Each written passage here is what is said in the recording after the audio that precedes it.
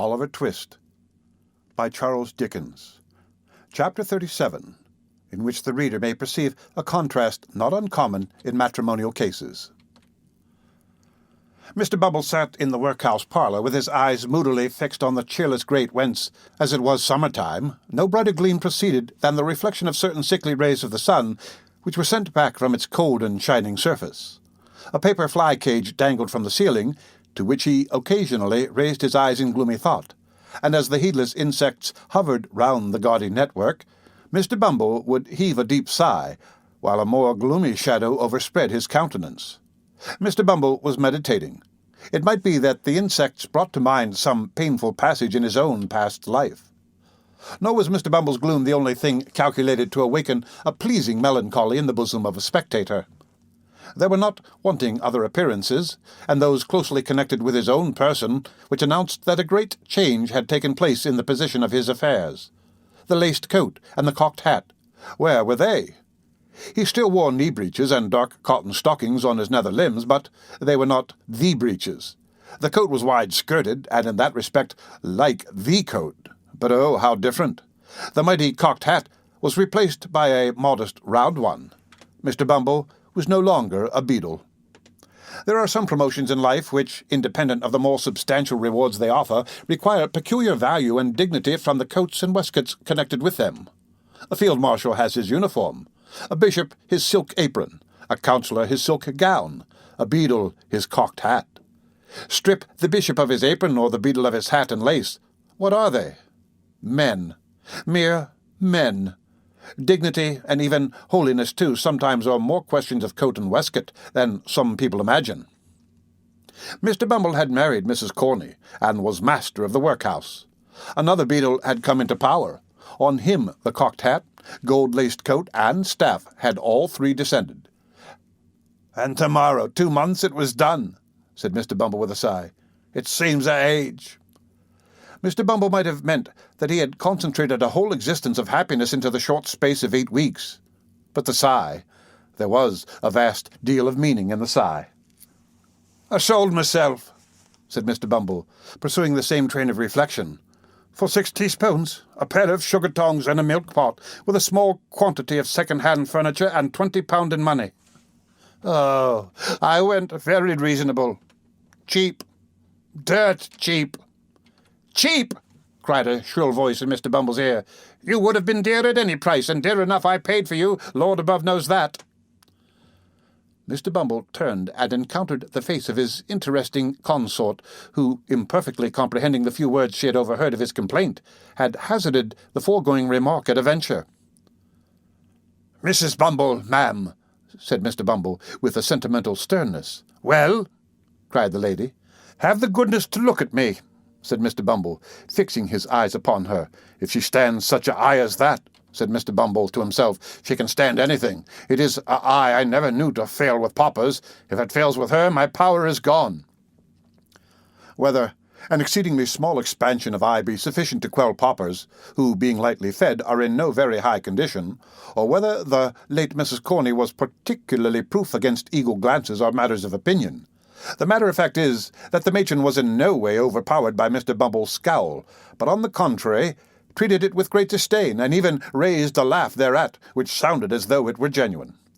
On hearing this most unexpected sound, Mr. Bumble looked first incredulous, and afterwards amazed. He then relapsed into his former state, nor did he rouse himself until his attention was again awakened by the voice of his partner. "Are you going to sit snoring there all day?" inquired Mrs. Bumble. "I am going to sit here as long as I think proper, madam," rejoined Mr. Bumble, "and although I was not snoring, I shall snore, gape, sneeze, laugh, or cry as the humour strikes me, such being my prerogative." "Your prerogative?" sneered Mrs. Bumble, with ineffable contempt. "I said the word, madam," said Mr. Bumble. "The prerogative of a man is to command." "And what's the prerogative of a woman, in the name of goodness?" cried the relict of Mr. Corney deceased. "To obey, madam," thundered Mr. Bumble. "Your late unfortunate husband should have taught it to you, and then perhaps he might have been alive now. I wish he was, poor man." Mrs. Bumble, seeing at a glance that the decisive moment had now arrived and that a blow struck for the mastership on one side or other must necessarily be final and conclusive, no sooner heard this allusion to the dead and gone than she dropped into a chair and with a loud scream that Mr. Bumble was a hard-hearted brute, fell into a paroxysm of tears. But tears were not the things to find their way to Mr. Bumble's soul. His heart was waterproof. Like washable beaver hats that improve with rain, his nerves were rendered stouter and more vigorous by showers of tears which, being tokens of weakness and so far tacit admissions of his own power, pleased and exalted him. He eyed his good lady with looks of great satisfaction, and begged in an encouraging manner that she should cry her hardest, the exercise being looked upon by the faculty as strongly conducive to health. "It opens the lungs, washes the countenance, exercises the eyes, and softens down the temper," said Mr. Bumble. "So cry away." As he discharged himself of this pleasantry, Mr. Bumble took his hat from a peg, and putting it on rather rakishly on one side, as a man might who felt he had asserted his superiority in a becoming manner, thrust his hands into his pockets and sauntered towards the door with much ease and waggishness depicted in his whole appearance. Now, Mrs. Corney that was, had tried the tears because they were less troublesome than a manual assault, but she was quite prepared to make trial of the latter mode of proceeding, as Mr. Bumble was not long in discovering. The first proof he experienced of the fact was conveyed in a hollow sound, immediately succeeded by the sudden flying off of his hat to the opposite end of the room. This preliminary proceeding laying bare his head, the expert lady, clasping him tightly round the throat with one hand, inflicted a shower of blows dealt with singular vigour and dexterity upon it with the other. This done, she created a little variety by scratching his face and tearing his hair, and having by this time inflicted as much punishment as she deemed necessary for the offence, she pushed him over a chair which was luckily well situated for the purpose, and defied him to talk about his prerogative again if he dared. "Get up," said Mrs. Bumble in a voice of command, "and take yourself away from here unless you want me to do something desperate." Mr. Bumble rose with a very rueful countenance, wondering much what something desperate might be. Picking up his hat, he looked towards the door. "Are you going?" demanded Mrs. Bumble. "Certainly, my dear, certainly," rejoined Mr. Bumble, making a quicker motion towards the door. "I didn't intend to. I'm going, my dear. You're so very violent that really I—" At this instant, Mrs. Bumble stepped hastily forward to replace the carpet which had been kicked up in the scuffle. Mr. Bumble immediately darted out of the room without bestowing another thought on his unfinished sentence, leaving the late Mrs. Corney in full possession of the field. Mr. Bumble was fairly taken by surprise and fairly beaten. He had a decided propensity for bullying, derived no inconsiderable pleasure from the exercise of petty cruelty, and subsequently was, it is needless to say, a coward. This is by no means a disparagement to his character, for many official personages who are held in high respect and admiration are the victims of similar infirmities. The remark is made, indeed, rather in his favour than otherwise, and with a view of impressing the reader with a just sense of his qualifications for office. But the measure of his degradation was not yet full. After making a tour of the house, and thinking for the first time that the poor laws really were too hard on people, and that men who ran away from their wives, leaving them chargeable to the parish, ought in justice to be visited with no punishment at all, but rather rewarded as meritorious individuals who had suffered much, Mr. Bumble came to a room where some of the female paupers were usually employed in washing the parish linen, when the sound of voices in conversation now proceeded. "Ahem," said Mr. Bumble, summoning up all his native dignity. "These women at least shall continue to respect the prerogative. Hello there! What do you mean by this noise, you hussies?" With these words, Mr. Bumble opened the door and walked in with a very fierce and angry manner, which was at once exchanged for a most humiliated and cowering air, as his eyes unexpectedly rested on the form of his lady wife. "My dear," yeah, said Mr. Bumble, "I didn't know you were here." "Didn't know I was here?" repeated Mrs. Bumble. "What do you do here?" "I thought they were talking rather too much to be doing their work properly, my dear," replied Mr. Bumble, glancing distractedly at a couple of old women at the wash-tub who were comparing notes of admiration at the workhouse master's humility. "You thought they were talking too much," said Mrs. Bumble. "What business is it of yours?" "Why, my dear," urged Mr. Bumble submissively. "What business is it of yours?" demanded Mrs. Bumble again. "It's very true you're matron here, my dear," submitted Mr. Bumble, "but I thought you mightn't be in the way just then." "I'll tell you what, Mr. Bumble," returned his lady, "we don't want any of your interference. You're a great deal too fond of poking your nose into things that don't concern you, making everybody in the house laugh the moment your back is turned, and making yourself look like a fool every hour in the day. Be off! Come!" Mr. Bumble, seeing with excruciating feelings the delight of the two old paupers who were tittering together most rapturously, hesitated for an instant.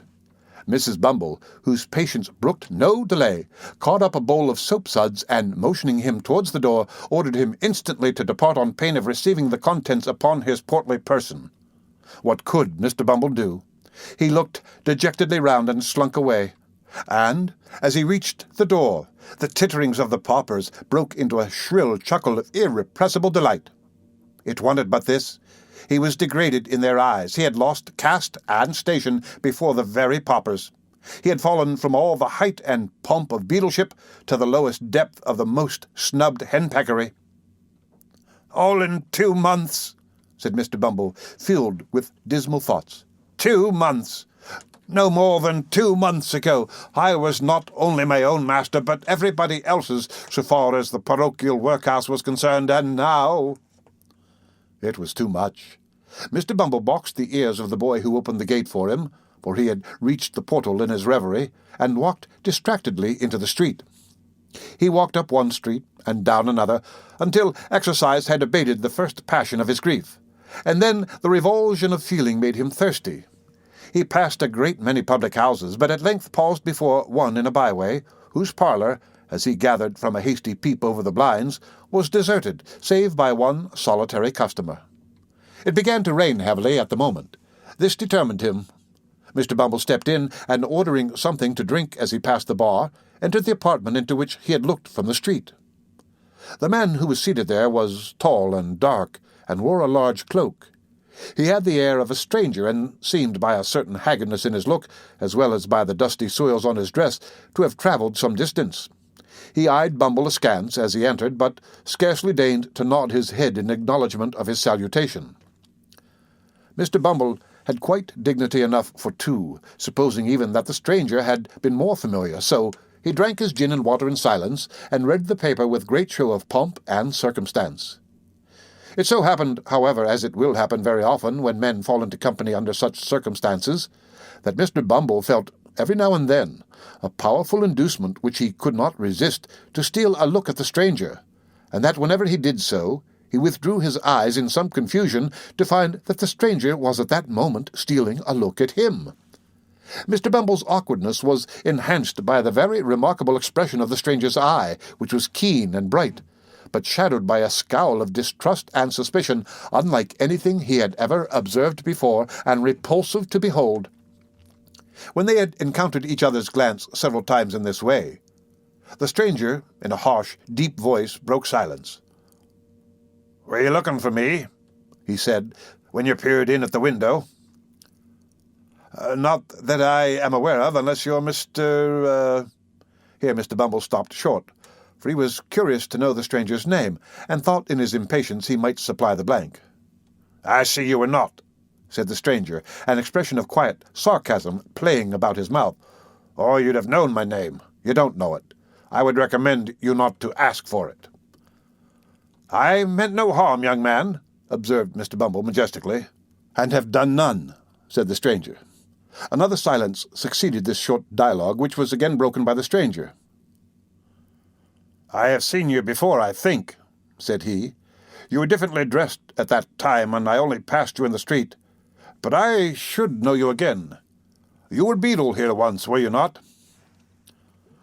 "I was," said Mr. Bumble in some surprise. "Parochial beadle." "Just so," rejoined the other, nodding his head. "It was in that character I saw you. What are you now?"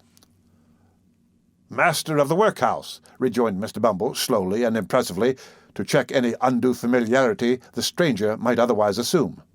"Master of the workhouse, young man." "You have the same eye to your own interest that you always had, I doubt not," resumed the stranger, looking keenly into Mr. Bumble's eyes as he raised them in astonishment at the question. "Don't scruple to answer freely, man. I know you pretty well, you see." "I suppose a married man," replied Mr. Bumble, shading his eyes with his hand and surveying the stranger from head to foot in evident perplexity, "is not more averse to turning an honest penny when he can than a single one. Parochial officers are not so well paid that they can afford to refuse any little extra fee when it comes to them in a civil and proper manner." The stranger smiled and nodded his head again, as much to say he had not mistaken his man, then rang the bell. "Fill this glass again," he said, handing Mr. Bumble's empty tumbler to the landlord. "Let it be strong and hot. You like it so, I suppose?" "Not too strong," replied Mr. Bumble with a delicate cough. "You understand what that means, landlord?" said the stranger dryly. The host smiled, disappeared, and shortly afterwards returned with a steaming jorum, of which the first gulp brought the water into Mr. Bumble's eyes. "Now listen to me," said the stranger, after closing the door and window. "I came down to this place today to find you out, and by one of those chances which the devil throws in the way of his friends sometimes, you walked into the very room I was sitting in while you were uppermost in my mind. I want some information from you. I don't ask you to give it for nothing, slight as it is. Put up that to begin with." As he spoke, he pushed a couple of sovereigns across the table to his companion, carefully, as though unwilling that the chinking of money should be heard without. When Mr. Bumble had scrupulously examined the coins to see that they were genuine, and had put them up with much satisfaction in his waistcoat pocket, he went on. "Carry your memory back. Let me see. 12 years, last winter." "It's a long time," said Mr. Bumble. "Very good, I've done it." "The scene, the workhouse." "Good. And the time, night." "Yes." "And the place, the crazy hole, wherever it was, in which miserable drabs brought forth the life and health so often denied to themselves, gave birth to pulling children for the parish to rear, and hid their shame, rot 'em in the grave." "The lying-in room, I suppose," said Mr. Bumble, not quite following the stranger's excited description. "Yes," said the stranger. "A boy was born there." "How many boys?" observed Mr. Bumble, shaking his head despondingly. "A murrain on the young devils," cried the stranger. "I speak of one, a meek-looking, pale-faced boy who was apprenticed down here to a coffin-maker. I wish he had made his coffin and screwed his body in it, and who afterwards ran away to London, as it was supposed." "Why, you mean Oliver." "Young Oliver Twist," said Mr. Bumble. "I remember him, of course. There was an obstinate young rascal." "It's not of him I want to hear. I've heard enough of him," said the stranger, stopping Mr. Bumble in the outset of a tirade on the subject of poor Oliver's vices. "It's of a woman, the hag that nursed his mother. Where is she?" "Where is she?" said Mr. Bumble, whom the gin and water had rendered facetious. "It would be hard to tell. There's no midwifery there, whichever place she's gone to, so I suppose she's out of employment anyway."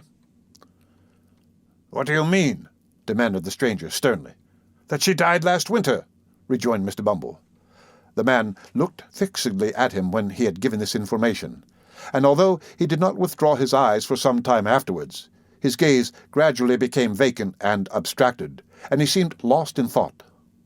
For some time he appeared doubtful whether he ought to be relieved or disappointed by the intelligence, but at length he breathed more freely, and withdrawing his eyes observed that it was no great matter. With that he rose as if to depart. But Mr. Bumble was cunning enough, and he at once saw that an opportunity was opened for the lucrative disposal of some secret in the possession of his better half. He well remembered the night of old Sally's death, which the occurrences of that day had given him good reason to recollect, as the occasion on which he had proposed to Mrs. Corney, and although that lady had never confided to him the disclosure of which she had been the solitary witness, he had heard enough to know that it related to something that had occurred in the old woman's attendance as workhouse nurse upon the young mother of Oliver Twist.